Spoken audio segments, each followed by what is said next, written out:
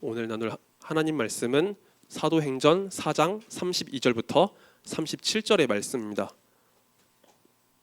우리 말씀을 교독한 후에 마지막 37절은 한 목소리로 같이 읽도록 하겠습니다.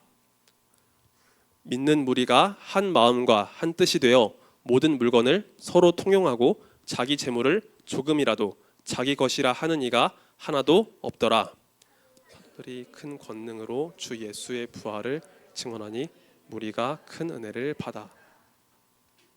그 중에 가난한 사람이 없으니 이는 밭과 집 있는 자는 팔아 그 판 것의 값을 가져다가 사도들의 발 앞에 두매 그들이 각 사람의 필요를 따라 나누어 줌이라.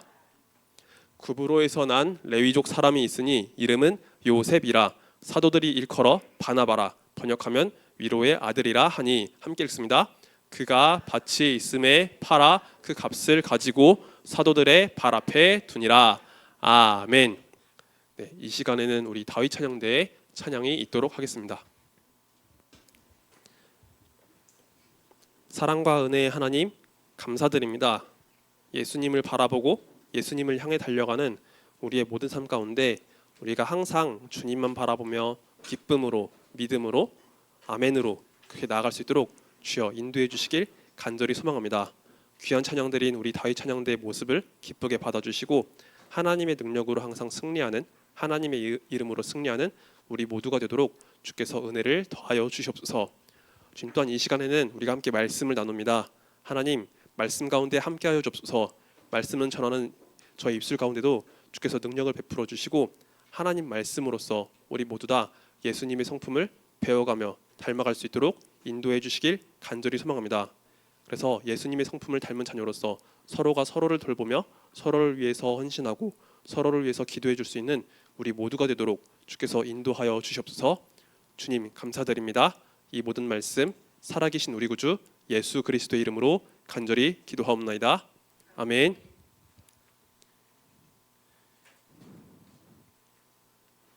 자, 오늘도 우리 그림 하나를 보면서 말씀을 전하도록 하겠습니다. 자, 여기 앞에 보면은요 한 인물에 대한 모습이 있어요. 자, 옛날에 블레이즈델 대령이라는 분이 있었대요. 이분은요 우리나라에 있었던 6.25 전쟁에 참전했었던 군인이에요.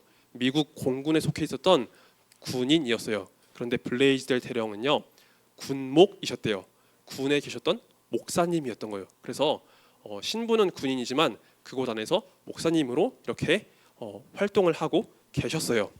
자, 그런데 블레이즈델 대령이 우리나라에 와서 했던 일이 있어요. 바로 아이들을 돌보는 일이었어요. 전쟁으로 인해서 부모님을 잃고 고아가 된 어린이들, 전쟁 고아를 돌보는 일을 했던 거예요. 그런데 여러분, 전쟁이 진행되던 과정 중에서 전세가 불리하게 돌아갔던 일이 있었어요. 바로 중공군이 개입을 해가지고 국군과 미군이 후퇴를 해야 되는 일이 찾아온 거예요. 블레이즈델 대령은요 이 상황 속에서 아이들이 자꾸 신경이 쓰였던 거예요. 아이들을 이대로 내버려두면 아이들이 큰 위험에 처해질 수 있다는 생각이 들었던 거예요. 그래서 이 아이들을 어떻게 할까라고 고민을 하다가 수송기를 구해가지고 아이들을 피신시키려고 했어요. 제주도까지 1000명이나 되는 전쟁 고아들을 피신시키려고 했던 거예요. 그런데 비행기는 구해졌지만 비행기까지 안전하게 보낼 방법이 마땅치 않았어요. 그때 마침 블레이즈델 대령의 눈앞에 해병대 트럭이 보였대요.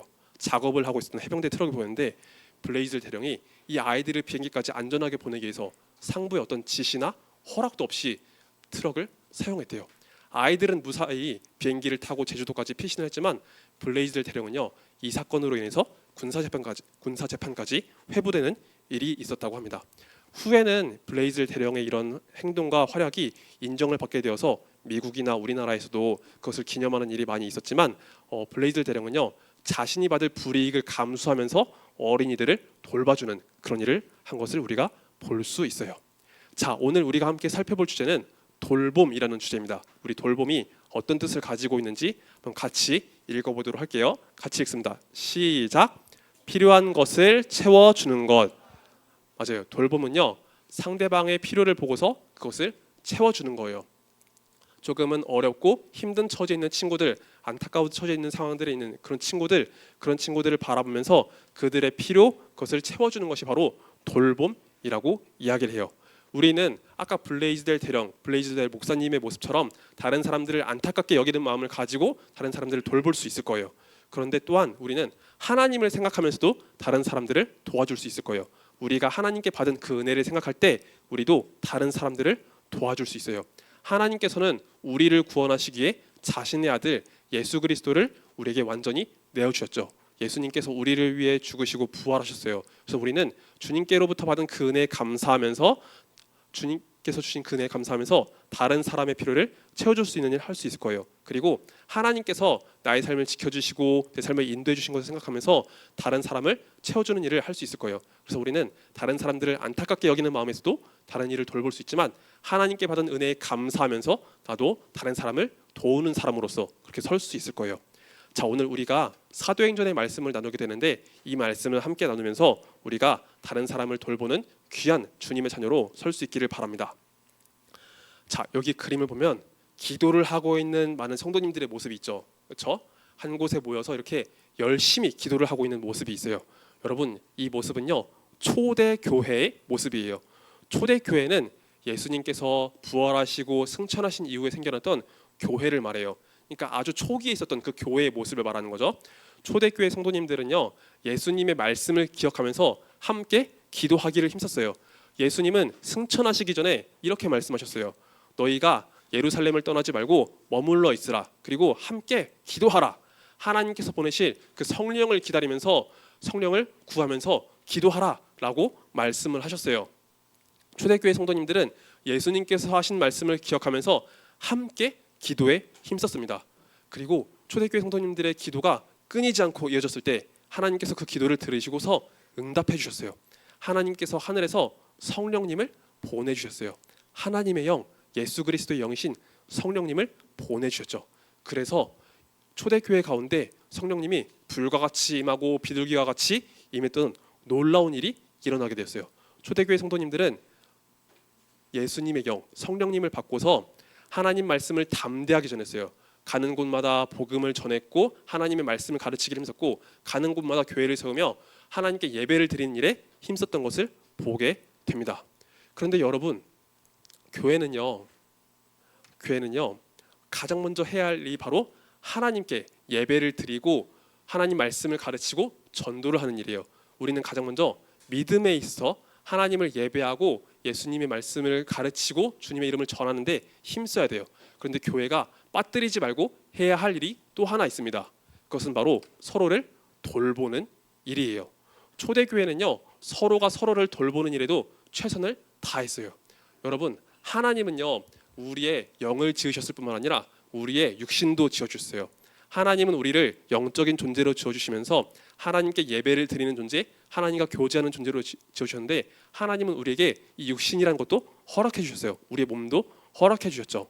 우리의 몸은요 많은 것을 필요로 하게 돼요. 먹을 것 또한 입을 것 많은 것이 필요로 하게 되죠. 그런데 교회 안에는요 부한 사람만 있는 것이 아니라 조금은 어렵고 힘든 분들도 함께 존재해요. 우리 모두 다 하나님을 믿기 때문에 함께 예배를 드리고 하나님 말씀을 듣고 전도하는 일에 힘쓰지만 여러분, 교회 안에서는요 서로가 예수님 말씀으로 서로 사랑을 해야 되기 때문에 이런 도움이 필요한 분들, 어려움에 있는 분들에게 그런 돌봄을 베풀어 줄 수 있어야 돼요.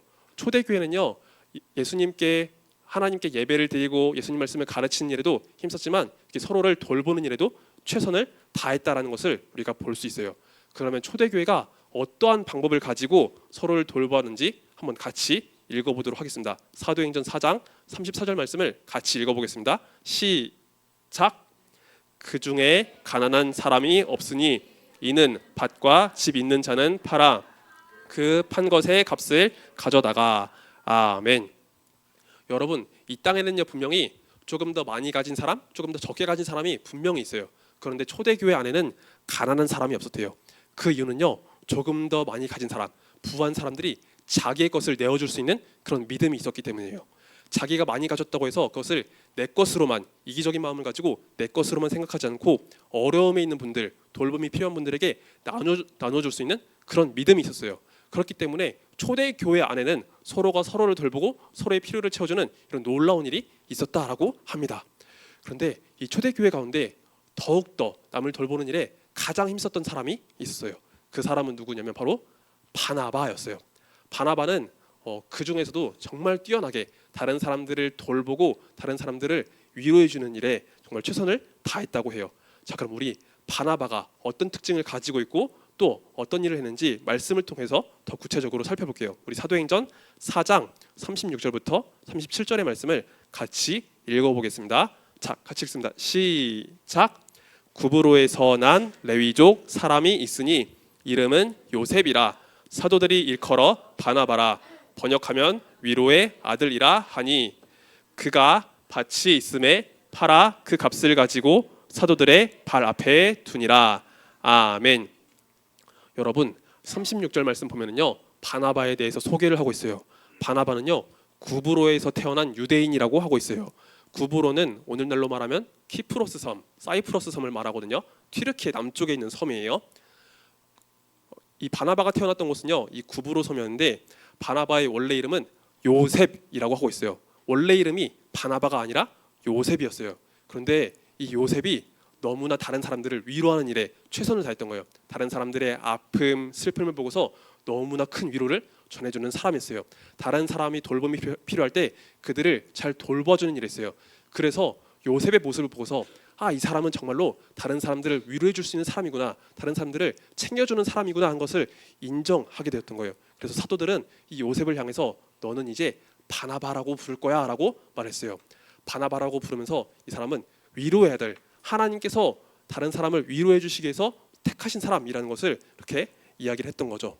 자, 바나바는요 경제적으로도 다른 사람을 도우는 일에 최선을 다했어요. 자, 37절 말씀 볼까요? 37절 말씀 보면요 바나바가 어떤 방식으로 다른 사람을 도와줬는지를 보여주고 있어요. 아까 초대교회 성도님들이 했던 그 모습대로 바나바도 자신의 것을 내어줌으로써 다른 사람들을 돕는 일에 최선을 다했다고 하고 있어요. 자신이 가진 그 부를 가지고 나를 위해서만 쓰는 게 아니라 나를 향하신 하나님의 소명, 나를 향하신 하나님의 책임으로 받아들이면서 그것을 가지고 다른 사람들을 돌보는 일에 최선을 다했던 거예요. 그래서 바나바는 요셉이 아니라 바나바라는 이름으로 불리게 되었답니다. 자, 초대교회와 바나바는요 이렇게 하나님 말씀을 전하고 가르치는 일에도 최선을 다했지만 다른 사람들을 돌보는 일에도 정말 열심히 수고를 한 것을 오늘 말씀을 통해서 확인해 볼 수 있어요. 자, 그런데 초대교회와 바나바는요 어떤 이유에서 이런 놀라운 일을 행할 수 있었을까요? 우리는 하나님께로부터 그 이유를 찾아볼 수 있을 거예요. 자, 우리 시편 23편 1절의 말씀을 같이 읽어보면서 자, 그 이유를 같이 읽어보도록 하겠습니다. 자, 시편 23편 1절 말씀 같이 읽어보겠습니다. 시작. 여호와는 나의 목자시니 내게 부족함이 없으리로다. 아멘. 여러분 시편 말씀을 바라보면요 시편의 기자가 하나님께서 우리에게 어떤 일을 하셨는지를 고백하고 있어요. 하나님께서, 여호와 하나님께서 우리의 목자가 되어주신대요. 여러분 우리는 하나님의 양이라고 고백을 했었죠. 하나님은 목자로서 우리의 삶을 돌보시고 인도해 주시는 그런 놀라운 일을 하고 계세요. 그래서 하나님의 양인 우리가 하나님 안에 있을 때 어떠한 부족함도 없이 살아가고 있다라고 말씀은 전하고 있는 거예요.